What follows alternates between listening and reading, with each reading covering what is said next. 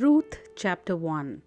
Now it came to pass in the days when the judges ruled that there was a famine in the land, and a certain man of Bethlehem, Judah, went to dwell in the country of Moab, he and his wife and his 2 sons.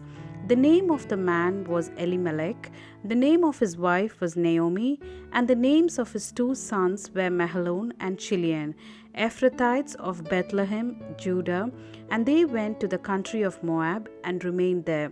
Then Elimelech, Naomi's husband, died, and she was left and her 2 sons. Now they took wives of the women of Moab. The name of one was Orpah, and the name of the other Ruth. And they dwelt there about 10 years. Then both Mahlon and Chilion also died, so the woman survived her 2 sons and her husband. Then she arose with her daughter-in-laws that she might return from the country of Moab, for she had heard in the country of Moab that the Lord had visited his people by giving them bread. Therefore she went out from the place where she was, and her 2 daughters-in-laws with her, and they went on the way to return to the land of Judah. And Naomi said to her 2 daughters-in-law, Go, return each to her mother's house. The Lord deal kindly with you as you have dealt with the dead and with me. The Lord grant that you may find rest, each in the house of her husband. So she kissed them, and they lifted up their voice and wept. And they said to her, Surely we will return with you to your people. But Naomi said, Turn back, my daughters. Why will you go with me? Are there still sons in my womb, that they may be your husbands? Turn back, my daughters. Go, for I am too old to have a husband. If I should say I have hope, if I should have a husband tonight, and should also bear sons, would you wait them till they are grown? Would you restrain yourself from having husbands? No, my daughters, for it grieves me very much for your sakes that the hand of the Lord has gone out against me. Then they lifted up their voice and wept again, and Orpah kissed her mother-in-law, but Ruth clung to her. And she said, Look, your sister-in-law has gone back to her people and to her gods. Return after your sister-in-law. But Ruth said, Entreat me not to leave you, or to turn back from following after you. For wherever you go, I will go, and wherever you lodge, I will lodge. Your people shall be my people, and your God my God. Where you die, I will die, and there will I be buried. The Lord do so to me, and more also, if anything but death parts you and me. When she saw that she was determined to go with her, she stopped speaking to her. Now the 2 of them went until they came to Bethlehem, and it happened when they had come to Bethlehem that all the city was excited because of them. And the woman said, Is this Naomi? But she said to them, Don't call me Naomi, call me Mara. For the Almighty has dealt very bitterly with me. I went out full, and the Lord has brought me home again empty. Why do you call me Naomi, since the Lord has testified against me, and the Almighty has afflicted me? So Naomi returned, and Ruth the Moabitess, her mother-in-law, with her, who returned from the country of Moab. Now they came to Bethlehem at the beginning of barley harvest. Ruth chapter 2. There was a relative of Naomi's husband, a man of great wealth of the family of Elimelech. His name was Boaz. So Ruth the Moabitess said to Naomi, Please let me go to the field and glean heads of grain after him in whose sight I may find favor. And she said to her, Go, my daughter. Then she left and went and gleaned in the field after the reapers, and she happened to come to the part of the field belonging to Boaz, who was of the family of Elimelech. And behold, Boaz came from Bethlehem and said to the reapers, The Lord be with you. And they answered him, The Lord bless you. Then Boaz said to his servant, who was in charge of the reapers, Whose young woman is this? So the servant who was in charge of the reapers answered and said, "It is the young Moabite woman who came back with Naomi from the country of Moab. And she said, 'Please let me glean and gather after the reapers among the sheaves.' So she came and has continued from morning until now, though she rested a little in the house." Then Boaz said to Ruth, "You will listen, my daughter, will you not? Do not go to glean in another field, nor go from here, but stay close to my young women. Let your eyes be on the field which they reap, and go after them. Have I not commanded the young men not to touch you? And when you are thirsty, go to the vessels and drink from what the young men have drawn." So she fell on her face, bowed down to the ground, and said to him, "Why have I found favor in your eyes, that you should take notice of me, since I am a foreigner?" And Boaz answered and said to her, "It has been fully reported to me all that you have done for your mother-in-law since the death of your husband, and how you have left your father and your mother and the land of your birth, and have come to people whom you did not know before. The Lord repay your work, and a full reward be given you by the Lord God of Israel, under whose wings you have come for refuge." Then she said, "Let me find favor in your sight, my Lord, for you have comforted me and have spoken kindly to your maidservant, though I am not like one of your maidservants." Now Boaz said to her at mealtime, "Come here and eat of the bread, and dip your piece of bread in the vinegar." So she sat beside the reapers, and he passed parched grains to her, and she ate and was satisfied, and kept some back. And when she rose up to glean, Boaz commanded his young men, saying, "Let her glean even among the sheaves, and do not reproach her. Also, let her grain from the bundles fall purposely for her. Leave it, that she may glean, and do not rebuke her." So she gleaned in the fields until evening, and beat out what she had gleaned, and it was out of ephah of barley. Then she took it up and went into the city, and her mother-in-law saw what she has gleaned. So she brought out and gave to her what she had kept back after she had been satisfied. And her mother-in-law said to her, "Where have you gleaned today, and where did you work? Blessed be the one who took notice of you." So she told her mother-in-law with whom she had worked, and said, "The man's name with whom I have worked today is Boaz." Then Naomi said to her daughter-in-law, "Blessed be he of the Lord, who has not forsaken his kindness to the living and the dead." And Naomi said to her, "This man is a relation of ours, one of our close relatives." Ruth the Moabitess said, "He also said to me, 'You shall stay close by my young men until they have finished all my harvest.'"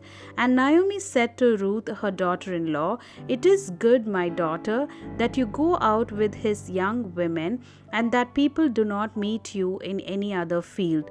So she stayed close by the young women of Boaz to glean until the end of barley harvest and wheat harvest, and she dwelt with her mother-in-law.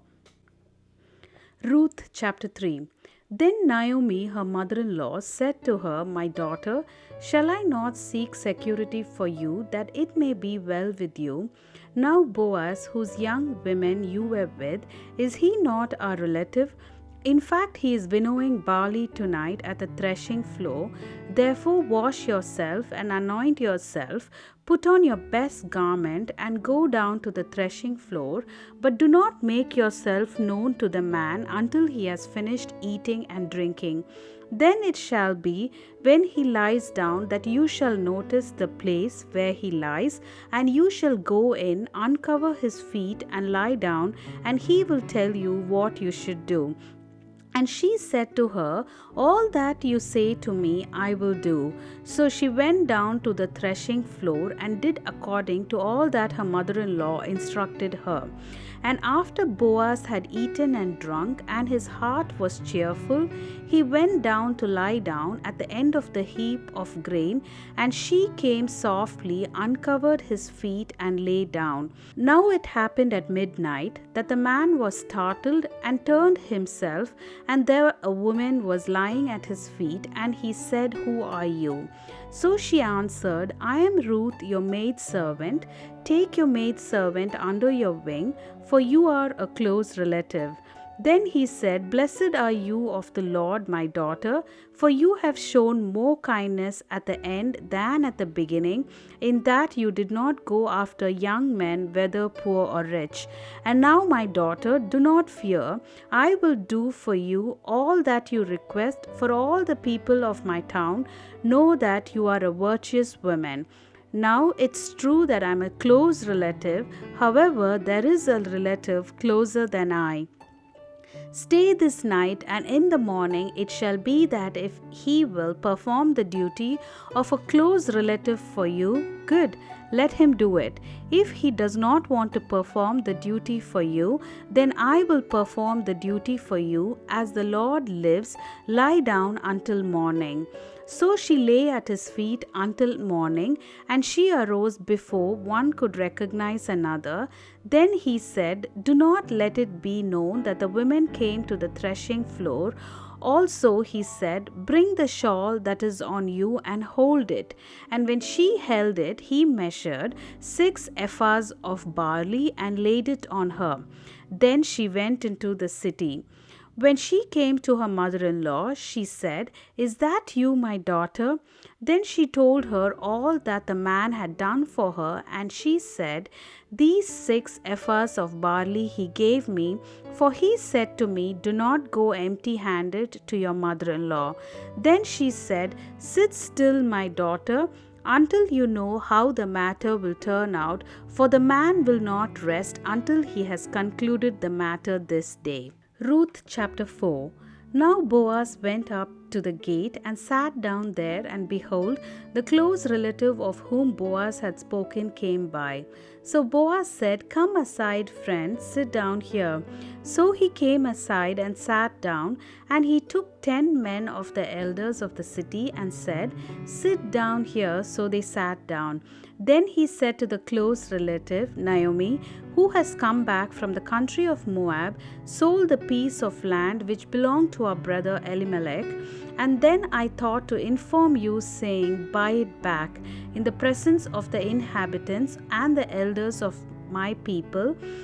If you will redeem it, redeem it. But if you will not redeem it, then tell me, that I may know, for there is no one but you to redeem it, and I am next after you. And he said, "I will redeem it." Then Boaz said, "On the day you buy the field from the hand of Naomi, you must also buy it from Ruth the Moabitess, the wife of the dead, to perpetuate the name of the dead through his inheritance." And the close relative said, "I cannot redeem it for myself, lest I ruin my own inheritance. You redeem my right of redemption for yourself, for I cannot redeem it."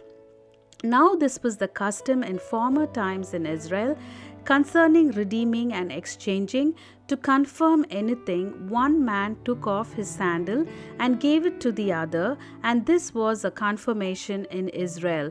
Therefore the close relative said to Boaz, "Buy it for yourself." So he took off his sandal, and Boaz said to the elders and all the people, "You are the witness this day that I have bought all that was Elimelech's and all that was Chilion's and Mahlon's from the hand of Naomi. Moreover, Ruth the Moabitess, the widow of Mahlon, I have acquired as my wife, to perpetuate the name of the dead through this inheritance, that the name of the dead may not be cut off from among his brethren and from his position at the gate. You are witness this day." And all the people who were at the gate and the elders said, "We are witnesses. The Lord make the women who is coming to your house like Rachel and Leah, the two who built the house of Israel, and may you prosper in Ephrath and be famous in Bethlehem. May your house be like the house of Perez, whom Tamar bore to Judah. because of the offspring which the Lord will give you from this young woman. So Boaz took Ruth, and she became his wife. And when he went into her, the Lord gave her conception, and she bore a son. Then the woman said to Naomi, "Blessed be the Lord, who has not left you this day without a close relative, and may his name be famous in Israel, and may he be to you a restorer of life and nourisher of your old age, for your daughter-in-law who loves you, who is better to you than 7 sons, has borne him." Then Naomi took the child and laid him on her bosom and became a nurse to him. Also the neighbor women gave him a name, saying, "There is a son born to Naomi," and they called his name Obed. He is the father of Jesse, the father of David. Now this is the genealogy of Perez. Perez begot Hezron. Hezron begot Ram, and Ram begot Abinadab.